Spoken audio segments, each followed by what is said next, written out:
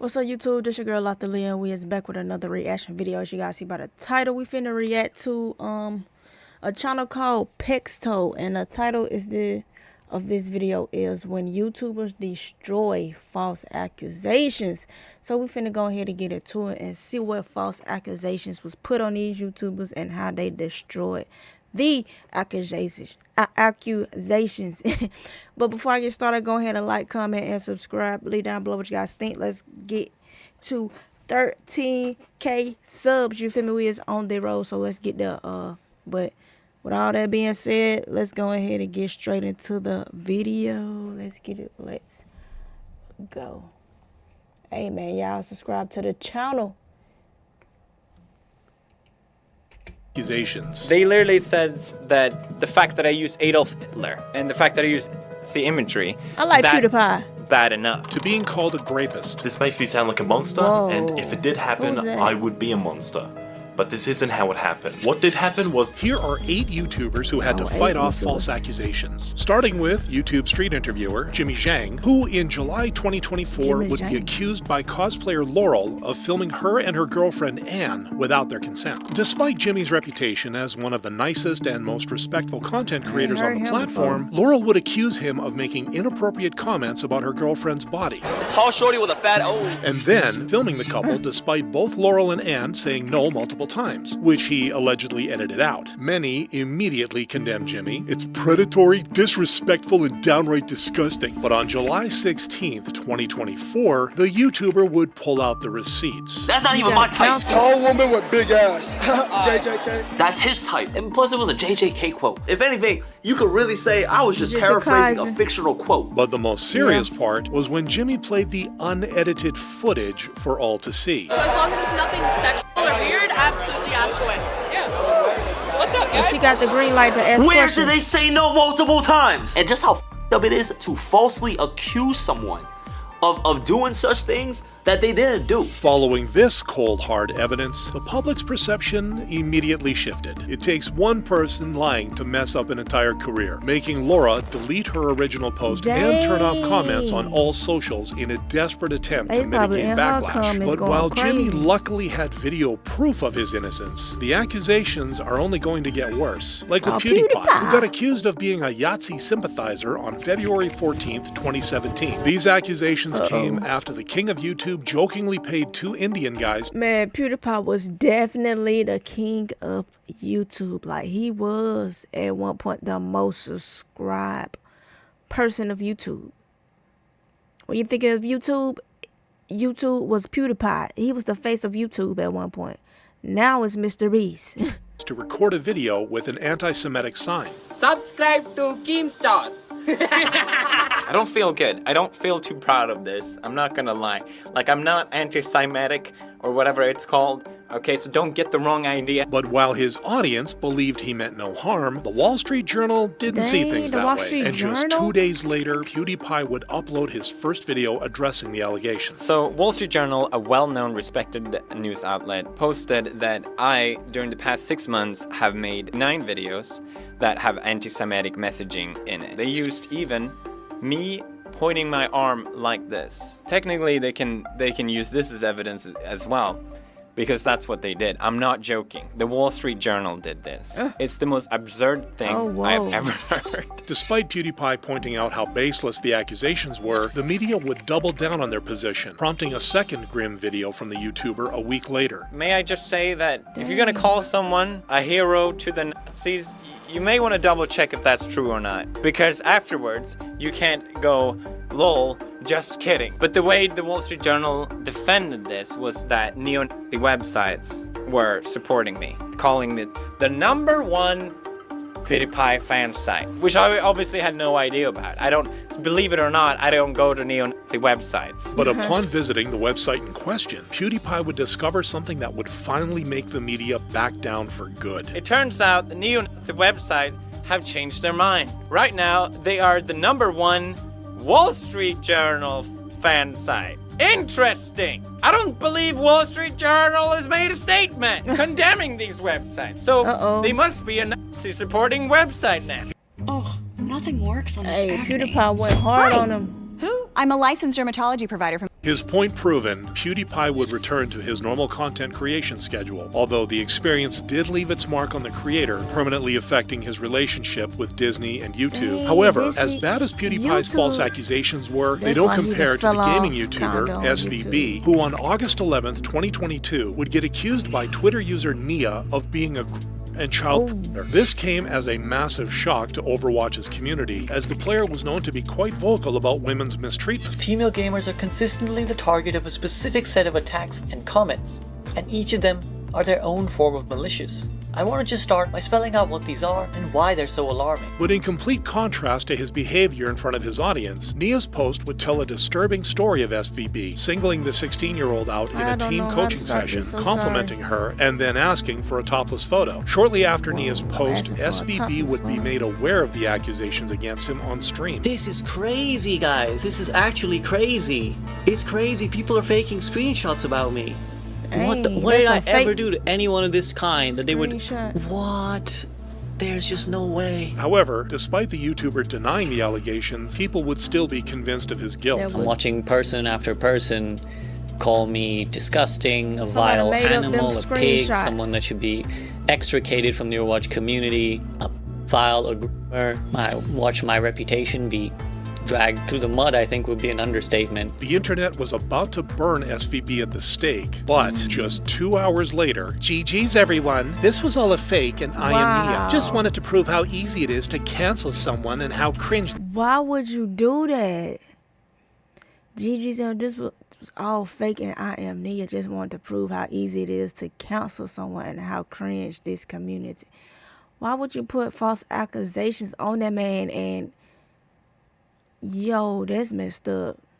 No, she should get sued. Nia should get sued for that. This community is. Nia would turn out to be a 14-year-old boy whose entire story was nothing but an elaborate lie, quickly changing public sentiment toward SVB. Despite his name being ultimately cleared, the incident took a toll on SVB, and he would take a month-long break from his channel. However, while SVB's accuser confessed to lying, Quite would not get that luxury. On February 22nd, 2023, a trans man going by the name of Orion would accuse faceless YouTuber Quite of transphobia, gaslighting, and grape.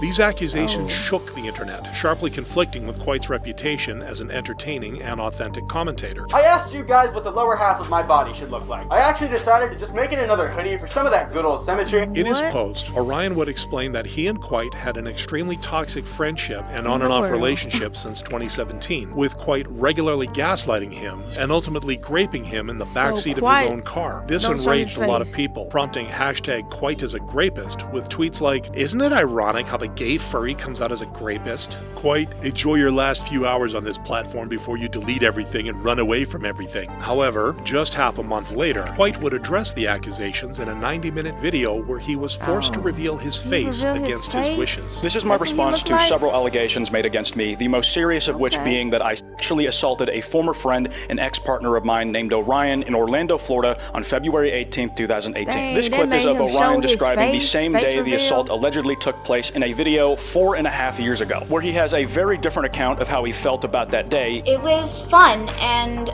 I distinctly remember him getting out of my car, but stopping midway and saying, "Just remember, I really care about you," and then closing the door, which made me feel really good. Throughout the entire video, that clip is taken from a testimony given much closer to when the assault allegedly took place. The topic of sexual or romantic activity between me and Orion is not mentioned a single time. Quite would then go on to describe what actually happened between the two, and shockingly, the abuse may have occurred the other way around. Quite and Orion were in a shopping center when Quite saw a plushie he wanted to buy for himself. In response, Orion said something to the effect of, "Okay, I'll let you buy it if you give me a kiss later." This was a weirdly identical mirror to a similar...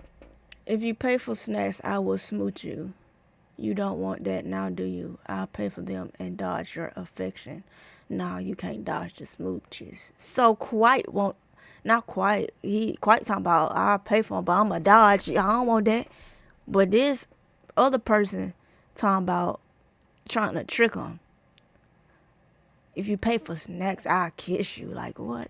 situation that happened over text the day before. Later that day, though, Orion and I are in the driver's seat and passenger seat of his car, respectively, when the topic of the kiss comes up again. Despite my hesitance, I did kiss Orion once. That's it. That's all we ever did. Immediately after, I was feeling weird about it. I wasn't exactly enthusiastic about the event in the first place, and I didn't want to go any further with it, so we didn't. Not only did I never have sex with him, I have never had sex with anyone. Even as of recording this video, I am still a virgin. After that massive revelation, White would finally address Orion's claims of intentional dead naming. But in every message I've sent to Orion on Discord, Skype, through text, or Twitter that I can still get my hands on, all of which you can look through yourself, you will not find a single instance of me A, ever misgendering Orion at any point, or B, referring to him by a name other than Orion. But even after clearing his name beyond a shadow of a doubt, the situation would still be really hard on White. My abuser has managed to make a permanent mark on me in a way he's only gotten to do in private before, but now gets to share with the public. In the end, Orion would only be on the receiving end of public hate for a week before deleting his account. White himself would take a 5-month break from his channel, but fortunately returned, unlike Slazo, who was forced to abandon his channel entirely. On June 10th, 2019, the commentary YouTuber's ex-girlfriend, Shy, would accuse him of being controlling and verbally and sexually abusive, shocking fans of the YouTuber's awkward but humorous on-screen persona. Shy's post would paint Slazo as an sexually demanding boyfriend who would become aggressive anytime she tried to refuse him and treat her as nothing more than an S object. With this, the Slazo hate began to pour in. Slazo is a piece of ish. Slazo is a big old grapist who has nothing to say for himself. There would be no response from Slazo except claiming that there was a lot more to this situation and that some of Shy's statements were straight up false. This prompted Shy to double down, posting another twit longer just 2 days later where she would point out that Slazo did not deny his actions or the claims. 18 days after the accusations first came out, Slazo revealed his side of the story. Trey says that I got touchy-feely in a park and I was making unwanted advances while she was crying and asking me to stop. This makes me sound like a monster, and if it did happen, I would be a monster. But this isn't how it happened. Well, how it happened? What did happen was this was a very awkward but mutual situation, where she describes I moved her hands to touch me. She did that of her own volition, and she even mentions this in Discord messages from our— Haha, was that good when I felt you a little.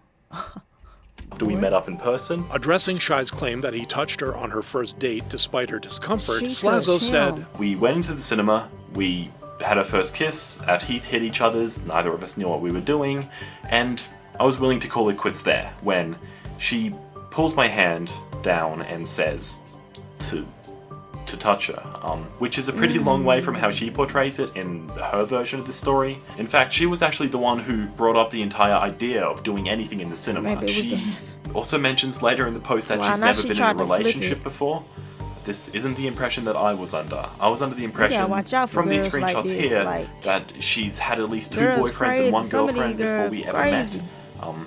So I'm not sure why she would say this. Shortly after, Shy would be revealed to be part of a conspiracy to remove Slazo from the commentary community, a mission she unfortunately ultimately succeeded in when the YouTuber abandoned his channel on December 17th, 2020. However, as tragic as Slazo's situation is, it's not the worst out of all people on this list. On December 1st, 2020, YouTube commentator Turkey Tom would post a video accusing fellow commentator Pyrocynical of knowingly a 15-year-old. These accusations came a month after Twitter user Ivory Rasmus alleged that 19-year-old Pyrocynical used to exchange NSFW messages with him back when he was 15. But with Pyrocynical's popularity and down-to-earth nature, many of his fans immediately assumed these allegations to be false. It wouldn't be until Turkey Tom's video these influencers getting caught up with underage girls, like, that public opinion towards Pyrocynical would begin to rapidly decline. Man, Pyrocynical almost certainly being at this point is so effing disappointing, forcing him to address the situation on camera 18 days later. Let me be very clear. I had absolutely no idea that he was 15. Ivory himself did not disclose to me directly that he was 15. And the evidence itself supports this too. He didn't include his age in his bio until he was 16, but I was not on Twitter between the 28th of December 2016 until the 29th of June 2017, as I was suspended. That I'm some kind of predator and was aware of his age all along.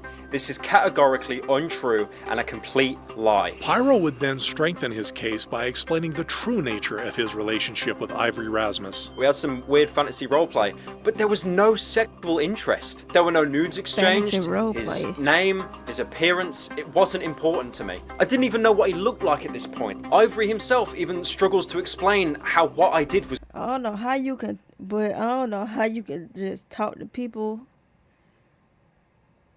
Don't know their age, don't know their name, don't know what they look like, nah.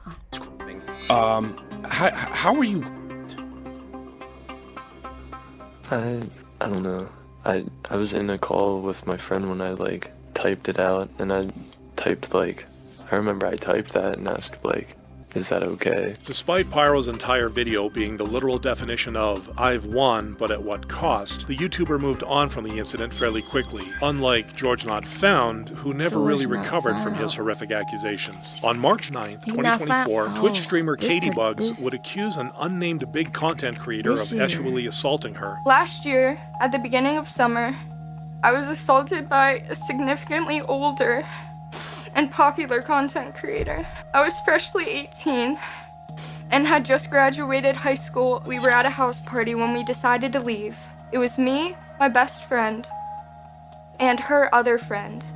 This other friend was romantically talking to a really big creator at the time. Okay. He was also the best friend of my soon-to-be assaulter, and we were encouraged to drink some more as they offered the bottles to us. They said they would join. See, that's the thing. These females, these dumb females gotta, ain't nobody making y'all drink. Y'all drinking on y'all own. You got your own mind. Ain't nobody pulling a gun to your head saying, oh, drink this. Talking about, oh, we was encouraged to. No, you drunk and got sloppy drunk on your own. You gotta learn how to handle your liquor, or don't drink at all. They kills me. Oh, they encourage us. No, nigga. Nobody, yeah, they gonna say, oh, take a shot. But you got a mind of your own to say no. Assaulter, and we were encouraged to drink some more as they offered the bottles to us. You They said say they no. would join us in drinking and insisted on drinking games, and already drunk, I obviously complied. Out of nowhere, I felt him slip his hand under my clothes, sitting next to me on the couch in front of everyone. He disguised it with a simple, "Are you ticklish?" I coughed out a no. I stayed there for a while, hoping my stillness could make me disappear. I eventually had to stand up after many minutes for it to stop. This content creator would turn out to be George Not Found, who would post a tweet acknowledging these allegations the same day, prompting many heated hate comments. George Not Found is a dirty effing creep. I wish I could take these things into my own hands. But just 2 days later, George Not Found would upload a video explaining how things really went down. The first night that I actually met Katie, I was with Dream in his hotel room, and Dream was in a group chat with 5 other people. These 5 people included Katie Bugs, her best friend, and 3 other of her friends. They had already been drinking at this party before they arrived to the hotel room. Okay. And they had also and they ain't even been the old ones enough to that drink. were asking to play the drinking games. We had previously been cuddling on this couch for around an hour, but I did place my hand on her waist under her shirt. Anytime that I did this, it was met with her either smiling, laughing, play fighting with me, and there was no reason for me to believe that she was uncomfortable with it. In response, Katie would share a message allegedly sent by one of George's friends who was uncomfortable. I'm currently watching George, 26, cuddle with Caitlin, 18-year-old. She just turned 18. She said she just turned 18, but George, why is you cuddling with a just turned 18-year-old? You 26, come on. With the situation. Faced with this new information, George would make another video addressing the situation a few days later. There is a text that is claimed to be from you.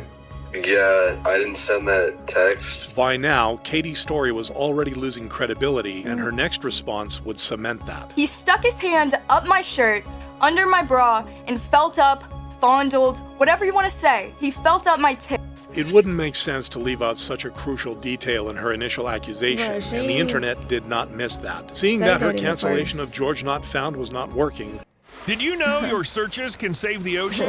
Every year, millions of tons of plastic enter our ocean. Katie would delete all her accusations and vanish from the internet. But George's career still suffered, losing subscribers and even a Mr. Beast collaboration. Much like M2K, who would forever be haunted by the aftermath of his awful accusations. In July 2020, Super Smash Bros. Player Next Ready would accuse fellow player and YouTuber M2K of sexually assaulting another player in her sleep. This would be a massive surprise, as M2K is well respected in the Super Smash Bros. Community for his straightforward and honest nature. I basically go through life like this, just doing what I need to, trying to be morally good. But Next Ready's tweet would accuse him of pleasuring himself and finishing on a sleeping female gamer named Rena-chan. Accused of such a vile act, it wouldn't take long for the M2K hate wave to take shape. M2K legit got away with so much heinous-ish in the community because people loved how quirky and neurodivergent every single one of his actions was. However, on July 4th, 2020, the YouTuber would address the allegations. There's a screenshot on Twitter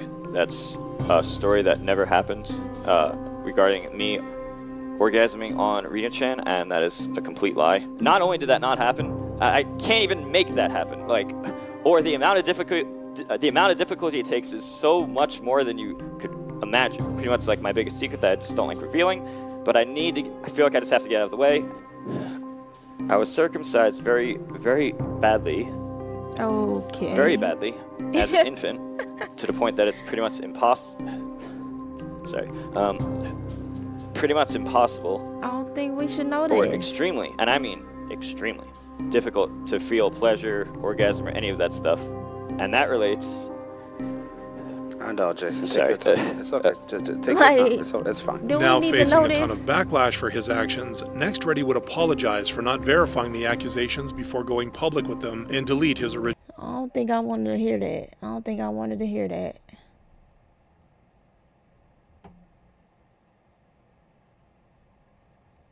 Moral of the story, do your own research and or stay neutral before supporting accusations against anyone.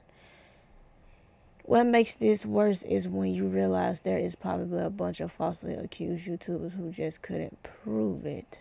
People always jump on accusations like on the bonfire. Whoa, well, like, comment, subscribe. Let me know what you guys think. Yeah, be careful out here, because these females will definitely make up stories. If you're a big YouTuber, influencer, and just any regular person out there, you feel me? They be careful out here, because these females and males will make up false accusations on each other. And yeah, you don't want to be caught up in that. But yo, like, comment, subscribe. Let me know what you guys think. And I will catch you guys later. Peace.